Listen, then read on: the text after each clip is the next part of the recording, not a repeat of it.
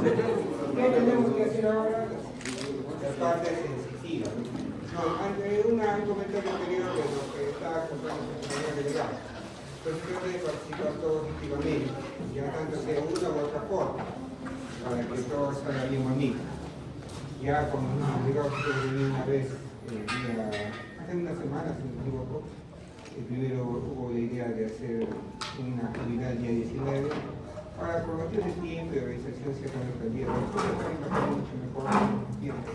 Pues esperamos que todos participen, ¿no? Al final todas las sesiones van a ser algo, ya sea corredores o como ustedes son profesores, no tienen que dar. Entonces, todos participen. ¿Qué más? Comenzamos entonces esta clase. El día de hoy tenemos que hablar de la parte sensitiva más que todo. No la parte de lo que cómo vamos a sentir, todos vamos a adquirir el nivel de todo. Comenzamos. Entonces, como dice ahí, la primera parte como es lo que ya hemos visto también en práctica. En práctica hemos visto lo que son receptores sensitivos. Y hemos visto también que han estado jugando. Han jugado en práctica, no han jugado en práctica. Está viendo que se ponía ahí un palito y poco a poco se desaparecía prácticamente el estímulo que sea táctil, ¿no? Entonces, cuando pasaba eso que decíamos, que había prácticamente una adaptación de los receptores, ¿no? Igual han estado jugando con los vasos de agua caliente y fría, con los beakers. ¿Han jugado con eso o no han jugado con eso? ¿Han sentido la diferencia de calor y temperatura? Interesante, ¿no saben por qué? Como dice, también son cambios inclusive de secundaria, más que todo es un repaso. Al final de ver cómo dice el receptor va a ser receptores, los termorreceptores, los receptores, sectores electromagnéticos, los quimioreceptores, varios tipos de receptores. Ya, inclusive en secundaria les han hecho hacer bonitos esquemas, ¿no? Se han hecho hacer. ¿Qué tenemos que aprender de esta parte?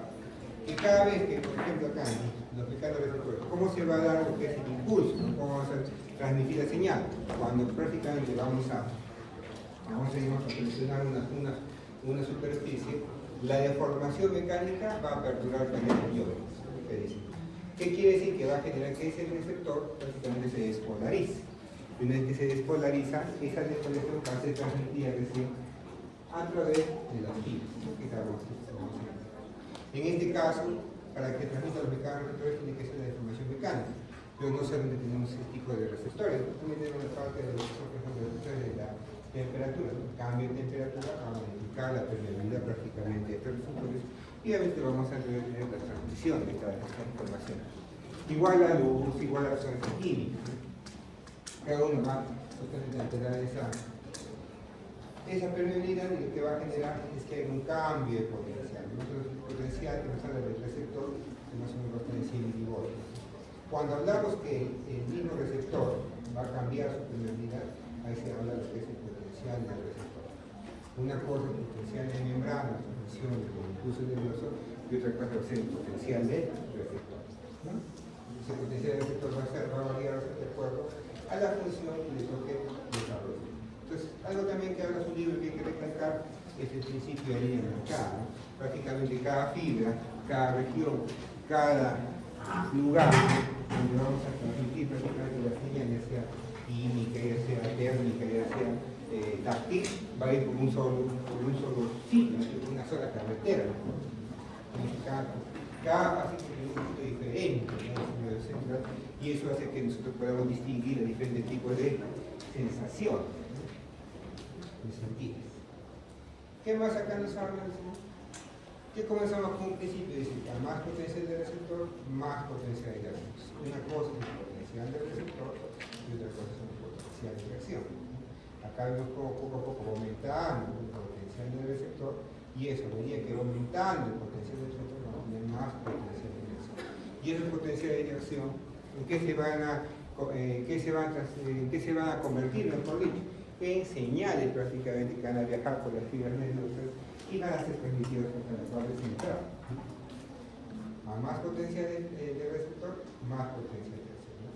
Y acá le explica bien interesante el Galton. Acá tenemos prácticamente un mecanorreceptor y va a haber una deformación. Y cuando hay una deformación, prácticamente, ¿qué va a pasar? Se va a despolarizar nuestro receptor. Y eso va a generar un potencial de receptor. Prácticamente, ¿no? Lo que hemos visto, ¿no? Afuera positivo y adentro es negativo.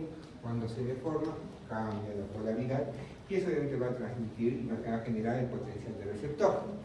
A medida que va a avanzar este potencial del receptor, va a llegar a un sitio prácticamente donde va a ser ya la fibra nerviosa. Y la fibra nerviosa ahí se va a convertir en ¿qué? En potencial de acción. Entonces, por un lado tenemos el potencial del receptor y por otro lado tenemos el potencial de acción. ¿No? Debemos hacer la transmisión prácticamente. Entonces, si nos hemos dado cuenta, ¿qué necesitamos para que se despolarice la membrana? Sodio y potasio. Entonces, es por eso que tanto nosotros hemos incidido en la primera parte de saber el sodio, el potasio. Es más, cuando ustedes usan lo que es la lidocaína, ¿han escuchado la lidocaína? Los anestésicos.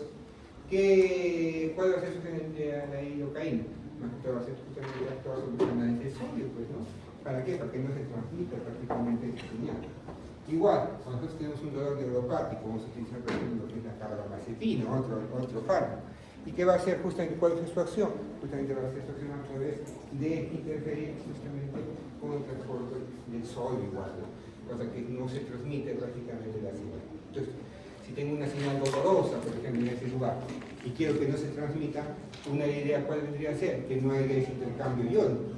Entonces, por ejemplo, puedo usar la lidocaína, puedo usar carbamazepina, otro tipo de fármacos para poder bloquear el impulso nervioso que me transmite, digamos, el dolor, ¿no?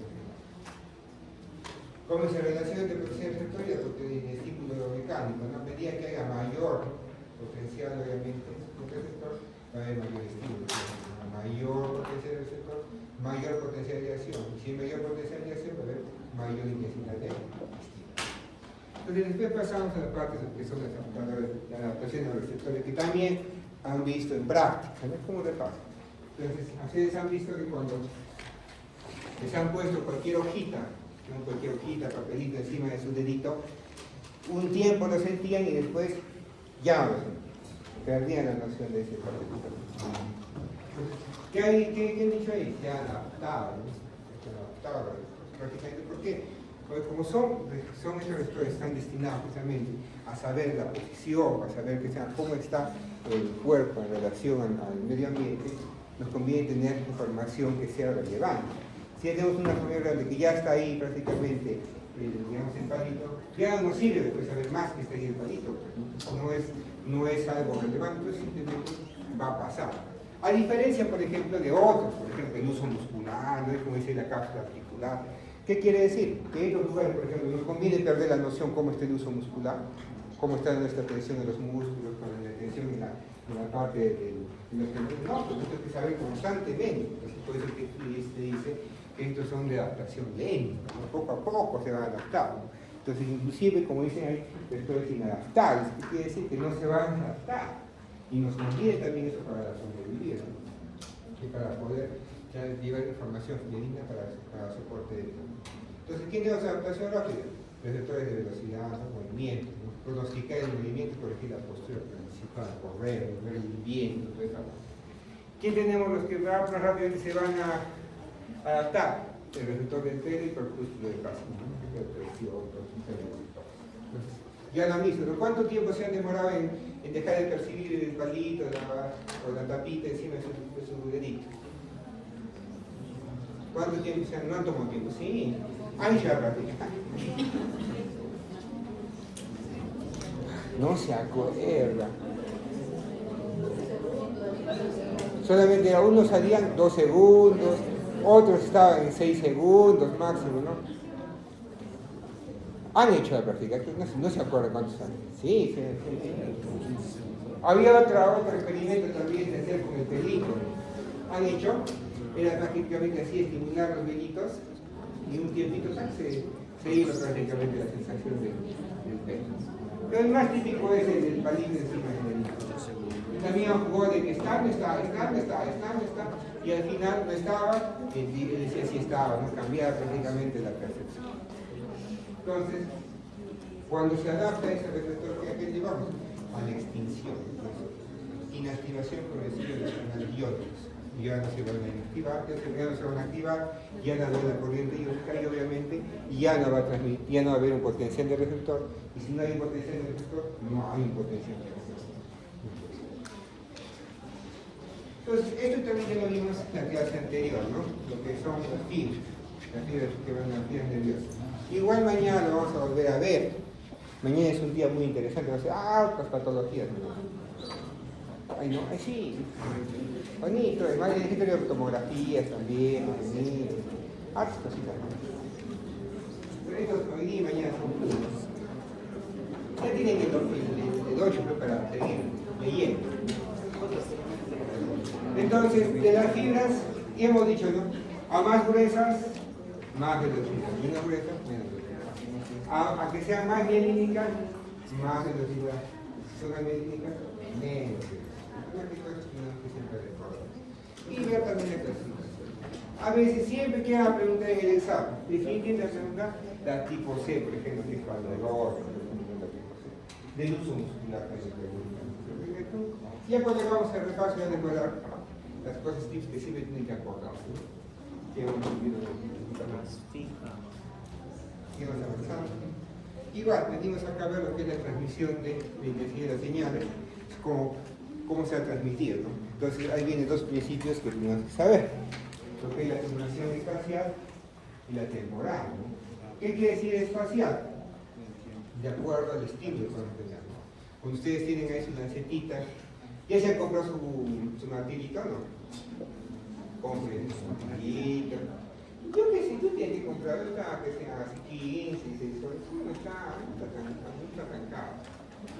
Entonces, pueden comprarlo. Después se sirve para su casa y los guardan de recuerdo con estos estudiantes. Si van a llevar al hospital, ya saben que tienen que bañarlo en alcohol, descontaminarlo por donde sea para que no se contamine.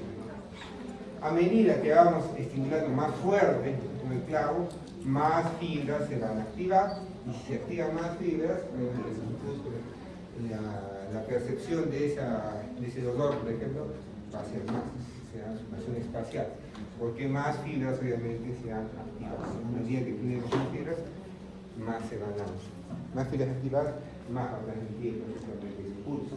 Y acá tenemos el temporal, acá tenemos los impulsos, a mayor cantidad de temporalidad de impulsos, vamos a tener mayor intensidad de señal, ¿no? Acá está interesante para mirar cómo va a ser la transmisión. ¿Han leído esta parte del libro? ¿Han leído? Pero sí se la han visto. ¿Qué quiere decir cómo se va prácticamente a transmitir la señal? Desde el punto, digamos, de acá de partida hasta la transmisión de la otra neurona. Entonces, ahí nos habla de un potencial prácticamente, ¿no? De umbral prácticamente. ¿Cuál es el umbral, por ejemplo, que pone el libro? Este umbral que nos pone el libro es de 6, por ejemplo, pero nos habla de una forma hipotética, ¿no? Que el umbral sea 6 para representar gráficamente dos principios que siempre tenemos que ver, ¿no? Uno que es la excitación o inicio de puede ser excitación, y la otra es lo que es la facilitación, o sea, las fibras tienen facilitar. ¿Qué quiere decir excitación? Que prácticamente se ha llegado a un umbral donde prácticamente el impulso de acá va a pasar para ese lugar. Se llama lo que es excitación. Y por lo tanto, la facilitación es cuando llega a este punto prácticamente, a esta sinapsis, llega el estímulo de excitación. Pero como no llega al umbral, no prácticamente va a transmitir la excitación hacia el otro lugar. Pero va a estar a punto, ¿sí o no? Punto. Llega un estímulo más y pum, capaz se da la excitación. Entonces lo que dice el umbral es prácticamente 6. Entonces, por ejemplo, acá llega el impulso y a esta neurona, ¿cuánto le está estimulando? 1, 2, 3, 4, 5, 6, 7, 8, 9, 10. ¿Cuánto da el umbral? 6. ¿Cuánto lo está estimulando? 10. Entonces, ¿pasó el umbral? Sí. Transmisión, entonces queda ver excitación. Disparo. En cambio, en esta parte de acá abajito, ¿cuánto da el umbral? 6. ¿Cuántos nos están estimulando esta parte de acá? 1, 2, 3, 4. ¿Llega al umbral? No. ¿Qué tenemos entonces? Fibras facilitadas. A punto de llegar a la excitación. ¿Cuánto le falta para llegar a la excitación? dos más, ¿no? Dos más y podemos que sean rápidamente dibujados. ¿Se han dado cuenta esa parte, no? Lo que es facilitación y lo que es la excitación. Igual que si vemos acá en la parte de lo que es la fibra nerviosa, ¿no? Como zonas de descarga, donde prácticamente se va a transmitir prácticamente lo que es la señal nerviosa, y otras zonas de facilitar, como dicen, ¿no?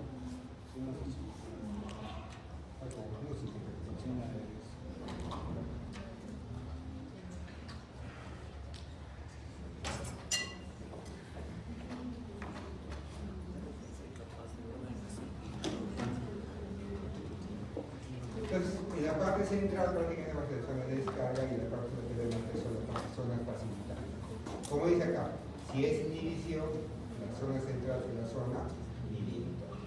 Por eso que tenemos dos vías, ¿no? Puede ser de inhibición o puede ser de excitación. ¿Está clara esa parte? Y vamos avanzando. Igual, convergencia y divergencia de señales, ¿no? Y hemos visto de alguna forma cuando hemos estado viendo las vías de transporte de información cuando hemos visto la parte motora, ¿no? Que uno sube, que uno baja, que uno sea para el cerebelo, ¿no? Sea para varios lugares, pero de alguna manera estamos viendo que es convergencia y convergencia. ¿Sí? Entonces, un ejemplo, por ejemplo, la parte de lo que es la vía piramidal, que nos da divergencia. De un fascículo bien va a salir mayor cantidad de fibras nerviosas, ¿no? Igual, prácticamente, si tenemos una motoneurona, poco a poco, a nivel a la vez que va pasando por toda la parte interna, por todos los proyectos se va a ir dividiendo y va a amplificar prácticamente la señal para que llegue a cada uno de nuestros músculos, ¿no? Divergencia en múltiples fascículos. Llega el cerebelo, una se va para la parte superior, para el encéfalo y después baja. ¿Se acuerdan que hemos visto esa parte? Prácticamente una convergencia de fascículos, ¿no? Para arriba, para abajo, a todo lugar. Otro, convergencia, es una sola fuente, prácticamente vamos a tener una sola señal. ¿Dónde hemos visto eso? Generalmente, ¿dónde les parece esta imagen parecida y también esta imagen parecida? Está acá, en la fibra de Purkinje, en la parte de la Purkinje que tiene en la parte del cerebro, ahí vamos a tener ese tipo de convergencia. Y en la médula espinal, cuando hemos visto las interneuronas, una neurona para acá, otra neurona para acá, una neurona inhibitoria, ahí vamos a tener, por ejemplo, las convergencias de múltiples fuentes. Y al final va a determinar si es inhibitoria o es excitatoria. Otro, como dice, circuito de inhibición recíproca, que tenemos que conocerlo también, músculos agonitas y antagonistas de extremidades, ¿no? Cuando queremos dar una patada, ¿no? Tiene que haber una sincronización. Mientras que unas se van a excitar para que haga, digamos, una extensión, entonces tienen que prácticamente relajarse, tienen que inhibirse para que se pueda dar. Imagínense que la dos se contraiga, no vas a poder, por ejemplo, de extremidad, no se va a poder mover. Tiene que haber una sincronización. ¿Quién va a ayudar a eso? Una señal, una neurona, una interneurona que vaya a ser inhibitoria. ¿Sigues avanzando? Y voy acá, cruzar los circuitos de reverberancia. ¿Y cuál es lo importante? Que a medida que haya más reverberancia nos va a ayudar de alguna otra forma a mantener el tiempo, ¿no? Y ese cuando vamos a mantener mayor cantidad de tiempo prácticamente la señal, viene la señal, viene por acá, y más tiempo, puede ser inclusive que haga un circuito prácticamente que vaya a autoexcitar prácticamente la misma neurona que ha mandado la señal. Entonces, ¿eso qué nos va a llevar? A que tengamos más tiempo, y ese más tiempo que hemos estudiado cuando hemos visto, por ejemplo, la parte de reflejo de retirada de flexión, que elevábamos la fuerza, más tiempo, pero ese tiempo de posdescarga y ese tiempo, por ejemplo, de ese potencial de acción, poco a poco, a través del tiempo, se va a ir agotando, Cuando se agota, ¿qué lo va a llevar? A la fatiga. Es decir, va a ir perdiendo progresivamente la cantidad de estímulo. Si ves acá, nos salía con tiempo reverberante. Puede haber por una parte lo que es excitación y por otro lo que es inhibición. Tanto excitación como lo que es inhibición. Otra cosa interesante del libro que nos habla son las señales rítmicas, ¿no? Como señal rítmica. Que significa sitios donde vamos a tener un ritmo programado para poder, por ejemplo, tener una actividad específica, ¿no? Un claro ejemplo es la señal rítmica respiratoria. Tener justamente tiempo para que podamos llevar que sea el régimen de la inspiración y la expiración. Igual caminar, no mover la cola, todo, pero son momentos rítmicos prácticamente. Aquí en la tarea de no, ¿cómo dice el circuito reverberante? Es que es excitación y lo que es inhibición. Excitación, inhibición. Inhibición prácticamente hay relajación del diafragma y obviamente el paciente va a poder continuar con el ciclo respiratorio. Ayer, por ejemplo, tenía un pacientito, estoy el día ocupado, y un paciente ha estado tiene un problema de una neumonía, y eso fue neumonía, y se complicó, lo intubaron y hizo parada cardíaca. Y ha hecho una encefalopatía hipoxiclisquémica, y ayer lo quería despertar. Y cuando le he despertado, comenzaba a hacer la respiración de Checkstone.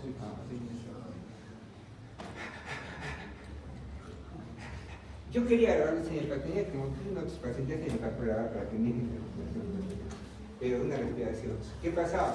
No me podía tolerar el estete del de cáncer, más difícil, pues. Pero así después para quedar capaz con esa secuela. Pero bien, cuando está alterado por ejemplo el centro respiratorio tenemos ese tipo de respiración. Pues se puede aumentar, igual que la estimulación creciente del cuerpo carotídeo, ¿no?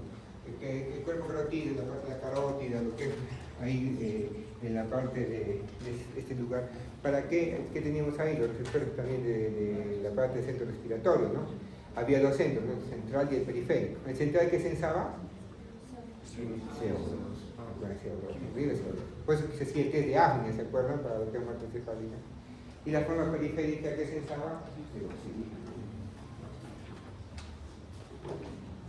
a medida que tenemos más estimulaciones del cuerpo carotídeo, tenemos más salida de estímulos hacia el neurofreno. ¿Qué sería más estimulación del cuerpo carotídeo, de la parte de la carótida, de esos receptores periféricos de la respiración? ¿Que haya más oxígeno o que haya menos oxígeno? Que haya menos oxígeno. Si hay menos cantidad de oxígeno, ¿quién se va a volver loco? En la parte justamente de los receptores. Oye, estoy en hipoxia, ¿no? ¿Qué hay que hacer? Pues, respira más. ¿Qué tiene que hacer? Respira más, ¿no?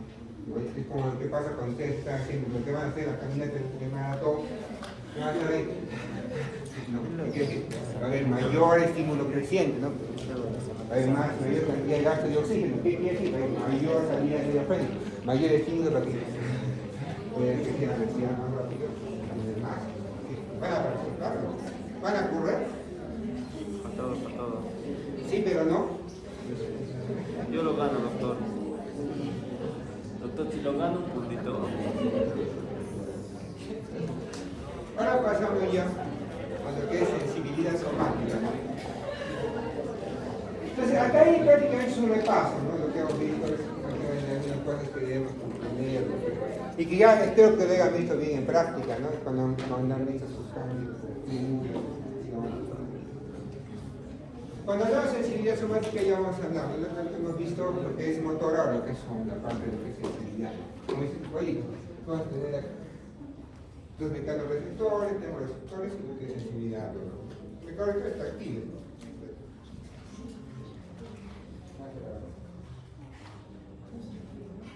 Tacto, presión, vibración. Hay una vibración, ¿no? Interesante la vibración, porque han visto que la vibración también de alguna otra forma. ¿Se han leído el POR? ¿Han leído el POR? En la parte de sensibilidad. De verdad, que va a disminuir también el dolor, ¿no?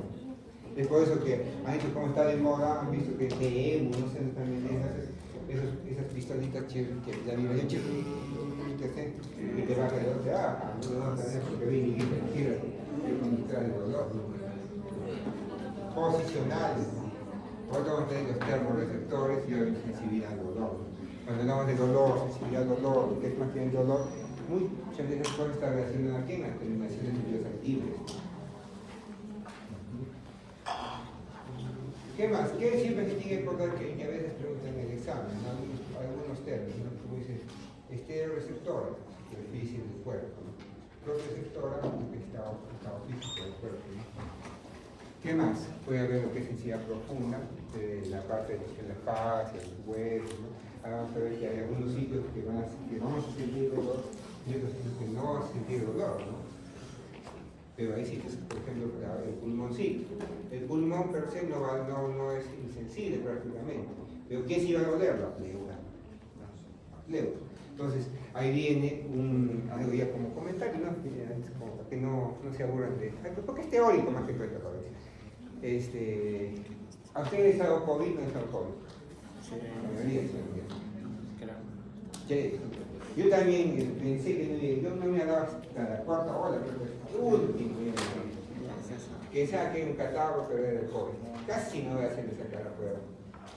Pero bueno, los que les ha dado COVID más o menos regularón, o las personas que ya se han dado un poquito más severo, después del COVID o en el COVID, ¿qué les dolía? La espalda, si se acuerdan de la espalda, un dolor muy raro, como pulsadas. Se me ha quedado crónico.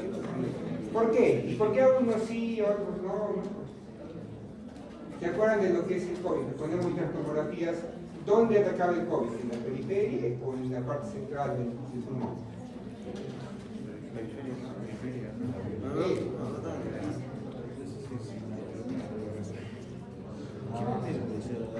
Con una pausita.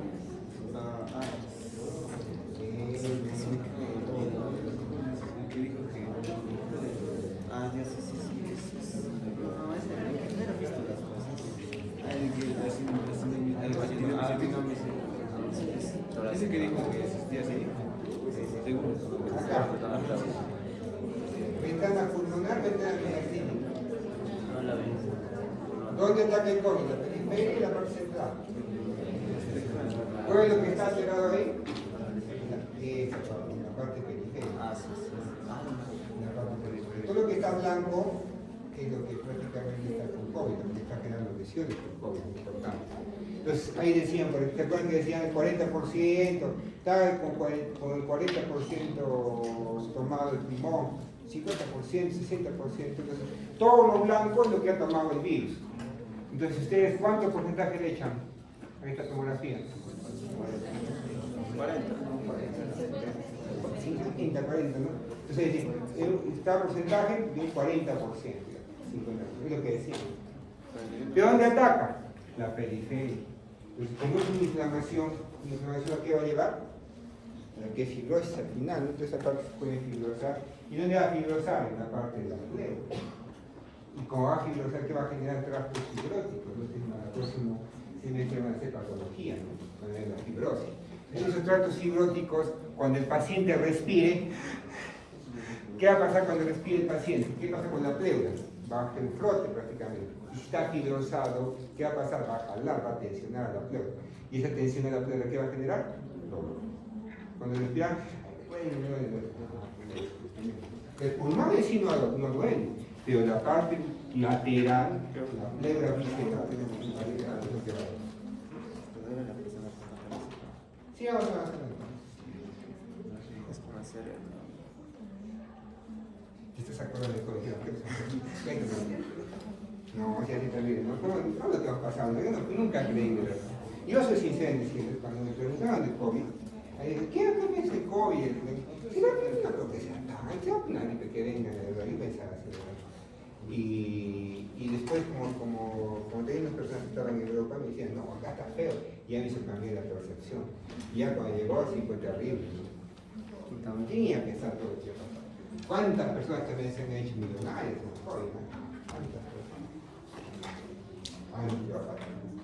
De los receptores táctiles que tenemos, prácticamente hay las terminaciones biosensibles. ¿Para qué van a servir generalmente? Para la transmisión de dolor.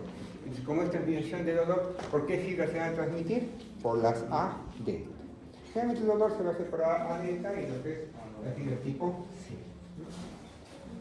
Cosquilleo y picor, que también es una forma también de dolor, de molestia, por eso se va a hacer entonces por la fibra tipo C. Es más malestar, pues, ¿no? Los corpúsculos, por ejemplo, los corpúsculos de Meissner, ¿no? Como es un acto de gran sensibilidad, vamos a hacer los que se adaptan lentamente y los que se adaptan rápido. ¿No? Rápido, ¿quién se va a adaptar? Pues el Meissner, ¿no? Que es el receptor de folículo piloso, prácticamente el pelito, ¿no? Rápido. Y después cuando vamos a tener así, con el palito, se rápidamente prácticamente se adaptaron. Los que se adaptan más lentamente, los que son de Merkel, todos esos receptores, ¿por qué fibras se van a transmitir? Por la AB. Córpula de Pacini igual de presión, la rotación fibras AB. Él sabe hasta cuánto van a transmitir más o menos, de 30 a 70 metros por segundo.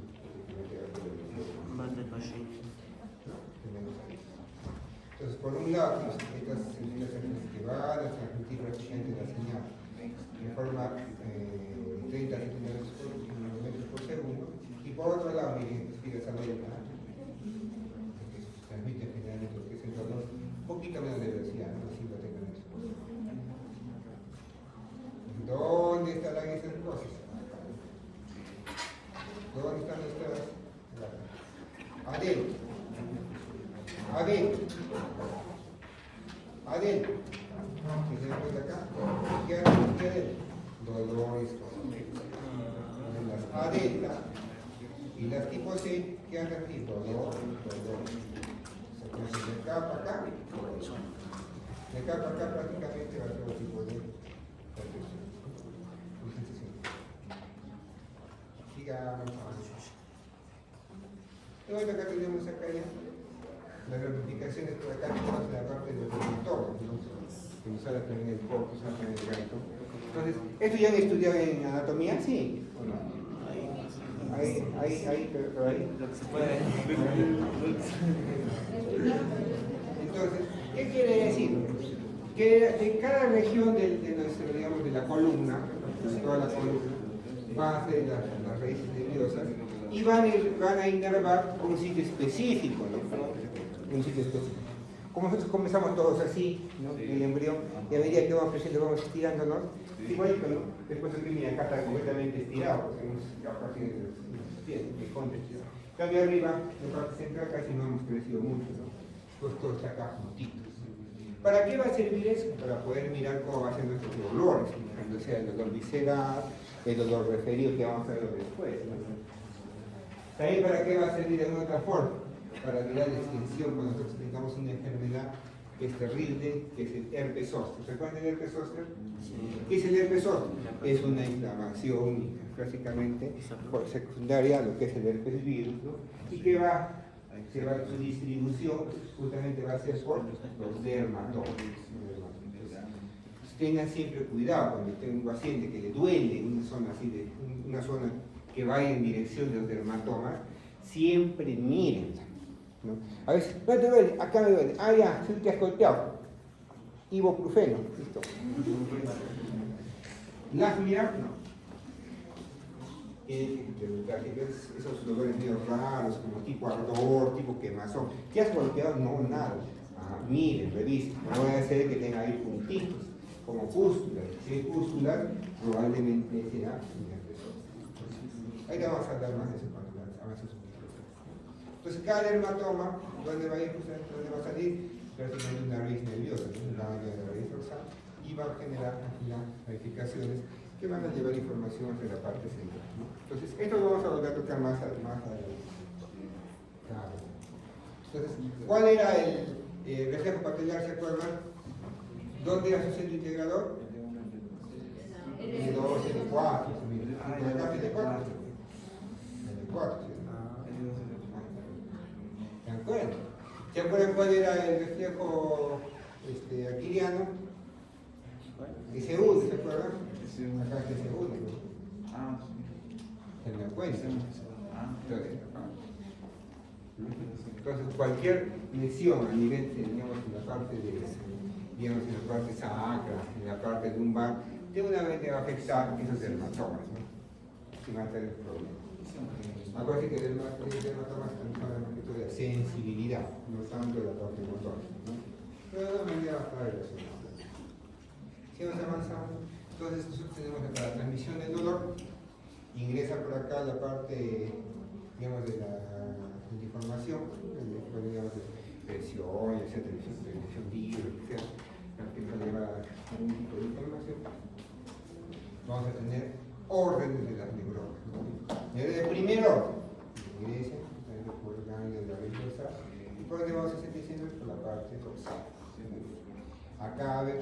otra neurona que la parte del asa dorsal va a mandar información a dónde, hacia la parte central. Entonces ahí tenemos una neurona de segundo orden. Antes de hacer su próxima sinapsis, centración de relevo. ¿Ves centración de relevo? Tálamo, centración de tálamo. Entonces, alguna lesión, alguna ACV, algún traumatismo que nos pueda llevar a hemorragia del tálamo, terrible. Ahí tenemos la neurona de segundo orden. Y ahí tenemos que el tálamo va a dar información, por ejemplo, de la corteza somatosensitiva. Y ahí tenemos neuronas de tercer orden. Primero, segundo y tercero.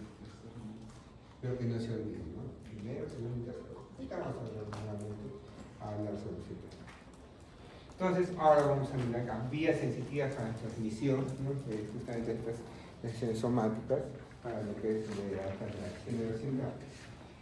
¿Cuáles vías tenemos? Dos importantes. Lo que es el sistema de la columna dorsal del disco medial y el sistema anterolateral. Prácticamente acá está resumido todo lo que tienen que saber, ¿no?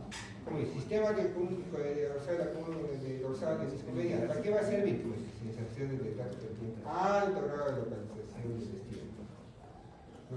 Va a ser prácticamente un tacto discriminativo, bien específico del cubano, ¿no? ¿Qué más dice? ¿Qué va a transmitir? Se de tacto que requiere transmisión de una fina graduación de intensidades, ¿no?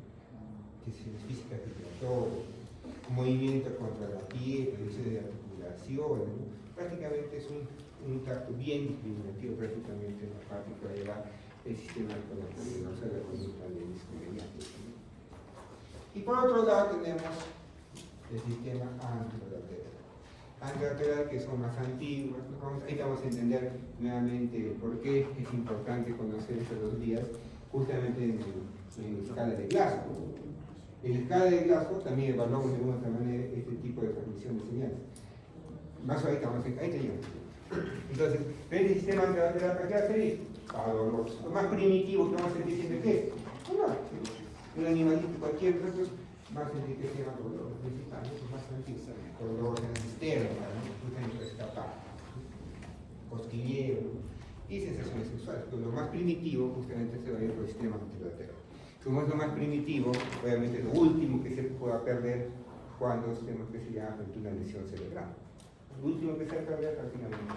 Entonces, por eso, cuando estemos con un paciente con una lesión severa neurológica, ¿cuál es lo último que tenemos que hacer? Nos dice, señor, ¿cómo está?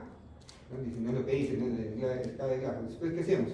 Señor, después, un poquito que le ponemos al estímulo táctico, y después, al final, ¿qué hacemos? Dolor. Y cuando retira el dolor, ¿no? ¿Qué dice uno? Localiza el dolor. Después, ¿qué dice? Retira el dolor. ¿Y después qué hace? ¿Y después? ¿Y después? ¿Por qué? Porque lo más primitivo que vas a perder para hacer es justamente el dolor. Por eso ustedes tienen que hacer una buena calidad de dolor. Por eso yo cuando van al hospital y dicen, ¡ay, estoy mala! Dicen, no, porque hay muchas personas que vienen con episodios que dicen que son pacientes H, dicen, pacientes H. ¿Qué es H? Que hay un ataque de histeria, ¿no? Capaz un ataque de... como una rabieta, se podría decir. Ay, yo tiene así, claro. Estoy mal, no puedo ver, ay, no le hacen. Oye, responde. No responde. Ay, ya, vamos a ver. Oye, ya, nada. Yo siempre agarro de mano un poquito de dolor acá. ¿Qué? Está bien, está despierta. Por eso ustedes sienten, que es malo, no tienen que saber, porque si verdaderamente está así, ¿se preocupa o no se preocupa?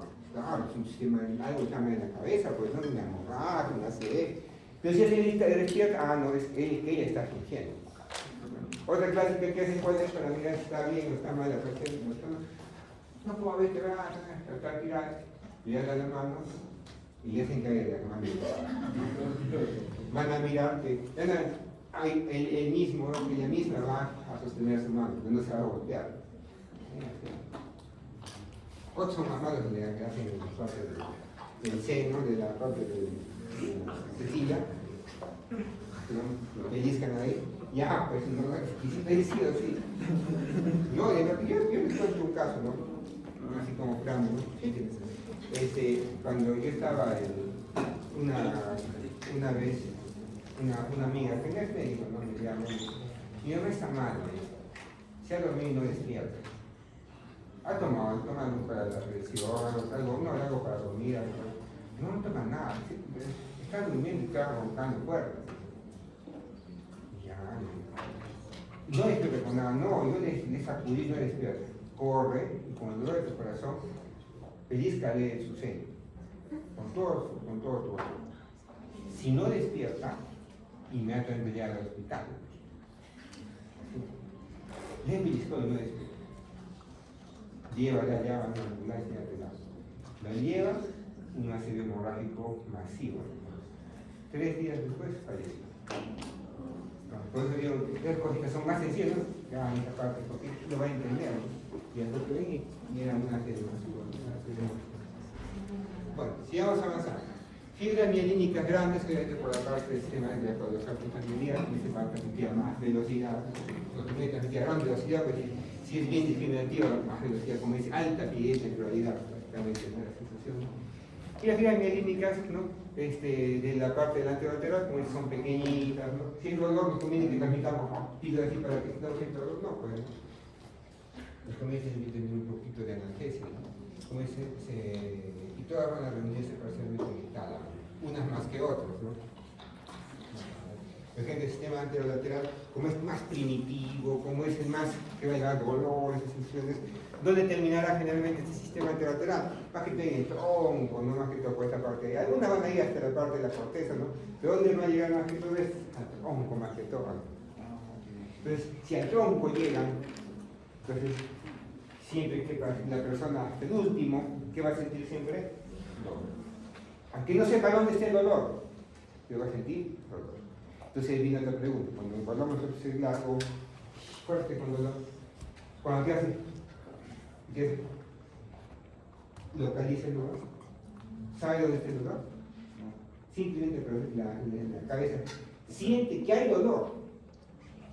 Puede ser así o hasta así, ¿no? Hay dolor, no sabe dónde.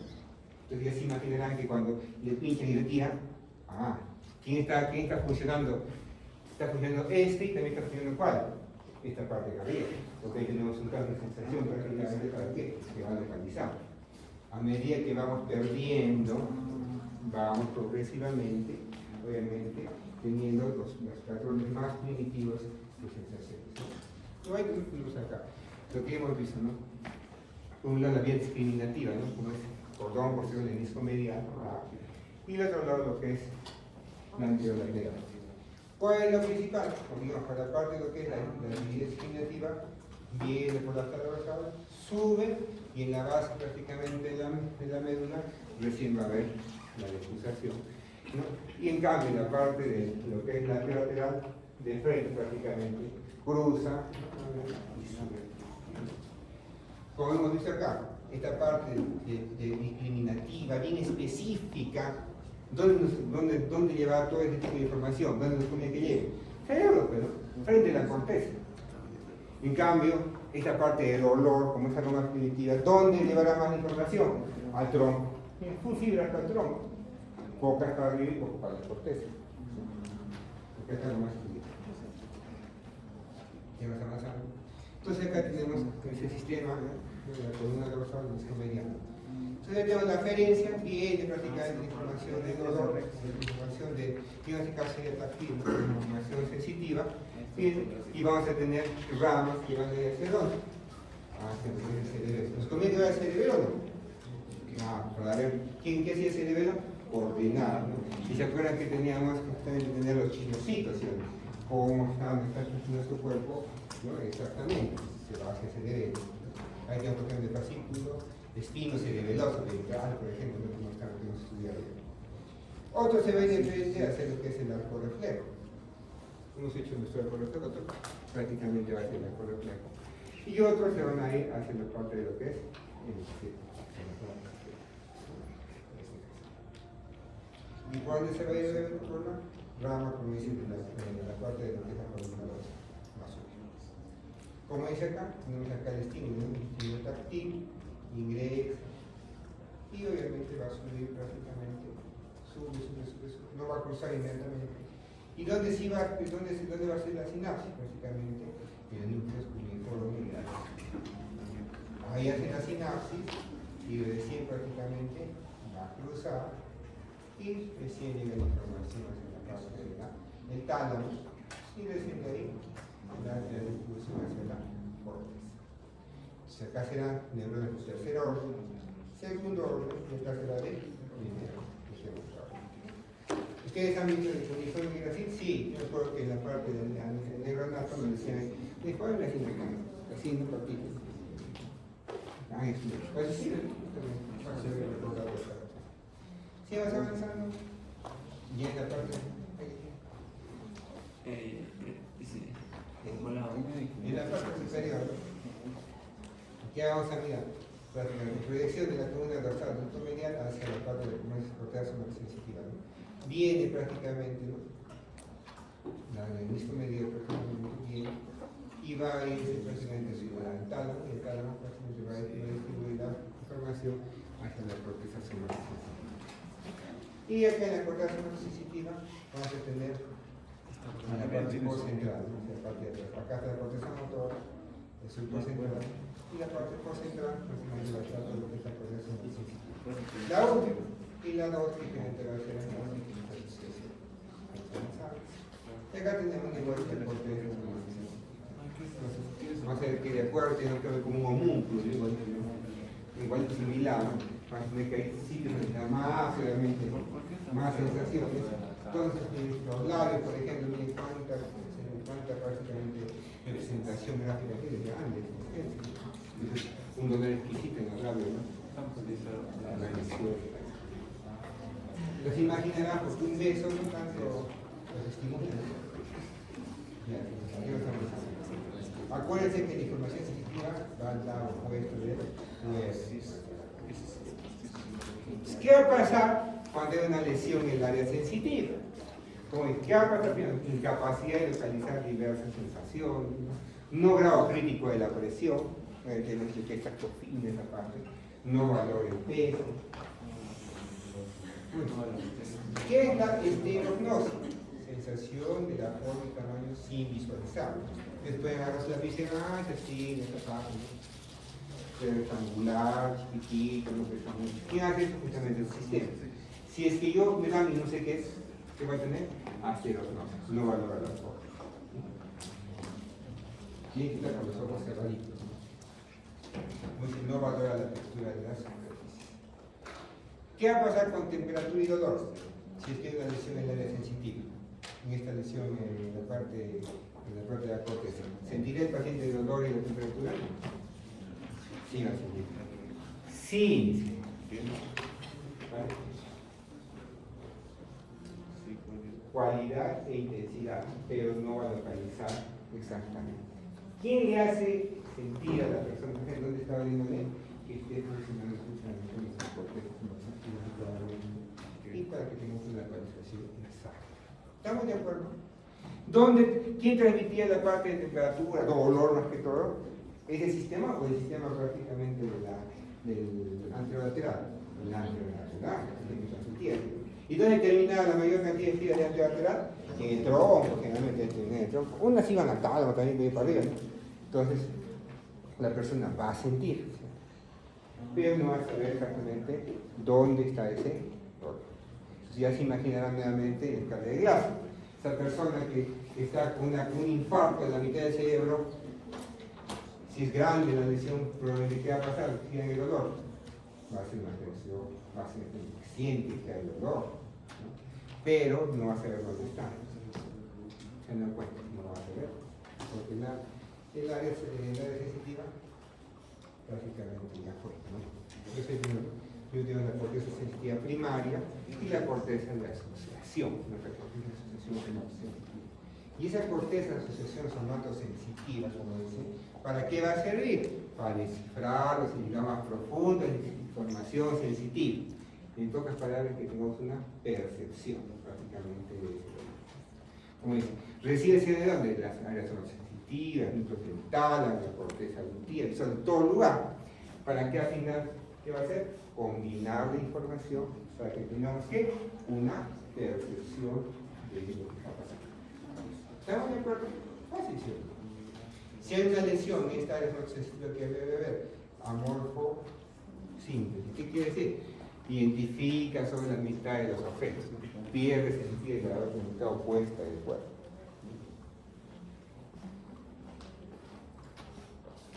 ¿Sigamos avanzando bien acá? Nunca he visto que preguntamos las áreas, ¿no? Por si acaso es bueno que lo sepan. Eso no llega. Pero eso es más que todo para la anatomía, ¿no? Anatomía.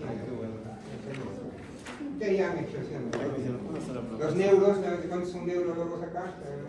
Los neurólogos van a hacer la mente, la de memoria, cantando. ¿Cuántas son? Como dice, transmisión de la señal, tenemos el estímulo que vamos a tener en un punto de la piel, y a medida que vamos avanzando en el exterior, lo que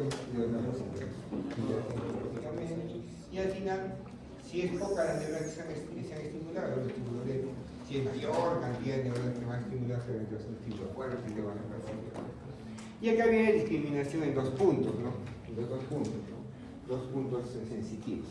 Entonces, hay sitios donde es prácticamente 1 milímetro, 2 milímetros, van a sentir que son 2 puntos diferentes cuando tocan la piel. Como en la mano, ¿no? Si tocan 2 puntos, van a sentir, sí hay dos agujitas, ¿no? Van a sentir ustedes, si se presionan con las dos unitas, van a sentir que son 2 puntos, ¿no? A ver, lo mismo que en la espalda, si ustedes sienten que es un punto, ¿no? Va a haber lugares donde vamos a tener mayor cantidad de percepción de sensaciones, ¿no? Y ahí vienen también los juegos, ¿no? Que hacen en TikTok, he visto que le escriben en la espalda, ¿qué está dibujando? ¿Qué está dibujando? ¿Visto? Y el otro dibuja un cuadrado, el otro dibuja un rectángulo, el otro dibuja que se llama una raya, ¿no? ¿Por qué? Porque en la espalda, por ejemplo, no va a haber una buena representación, ¿no? Y una buena interpretación de estos estímulos, ¿no? ¿De qué va a depender justamente? De las señales de inhibición y de excitación. Si hay una buena señal de excitación y de inhibición, vamos a tener prácticamente un valle, ¿no? en la percepción prácticamente. Y si hay ese valle, por ejemplo, el que está nuestro MISTI bien bonito de arriba, ese valle va a identificar que se perciban 2 puntos diferentes. ¿De qué depende? De una buena excitación y una buena inhibición. Entonces la mano va a tener full cantidad, bueno, muy buena en detectar dos puntos. En cambio de espalda, no. Ya está. Entonces sigamos allá. Sí, terminamos y terminamos esto y vamos a nuestro descansito, ¿no? Entonces la otra vía que estamos viendo, ¿cuál es? La vía anterolateral. Como dice, transporta sensaciones que no requieren una localización exacta y graduadas bien. ¿Qué tenemos ahí? Dolor, tacto grosero, cosquilla. ¿Cuál es la principal forma? Que tenemos prácticamente la información dolorosa. ¿Han jugado con el mechero Bunsen? Me duele, no duele, que me duele, que no me duele. Ya está muy bien. Han tenido prácticamente la sensación. ¿Qué ha pasado? Rápidamente el ojo dorsal ha cruzado y recién ha subido. En cambio, el disco medial primero subía y después cruzaba. ¿Ok? Inmediatamente cruza inmediatamente. Sube por la columna blanca lateral, que se llama, ¿cómo se llama este lugar?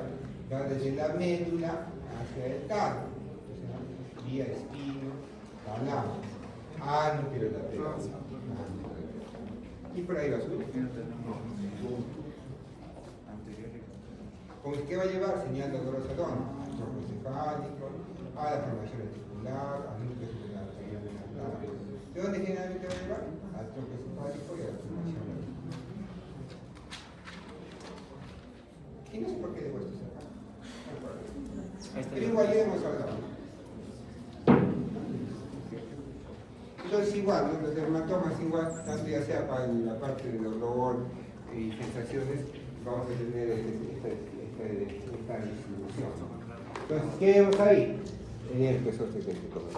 ¿Y qué dermatoma está ese herpes zóster ahorita?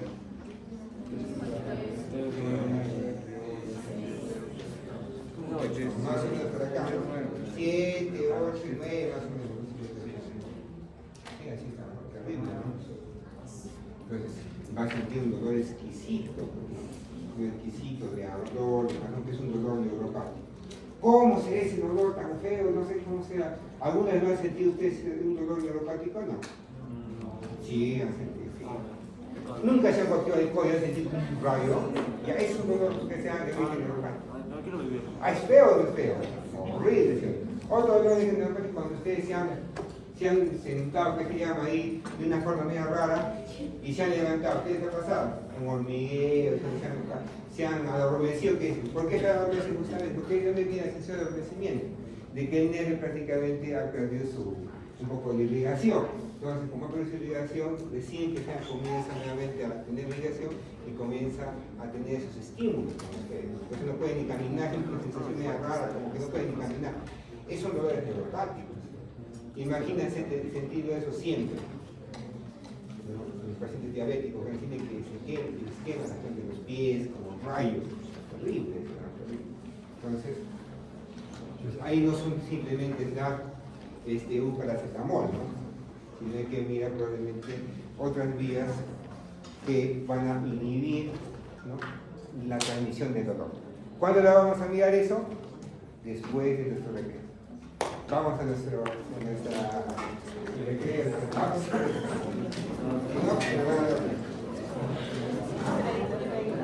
Olvida la primera parte que...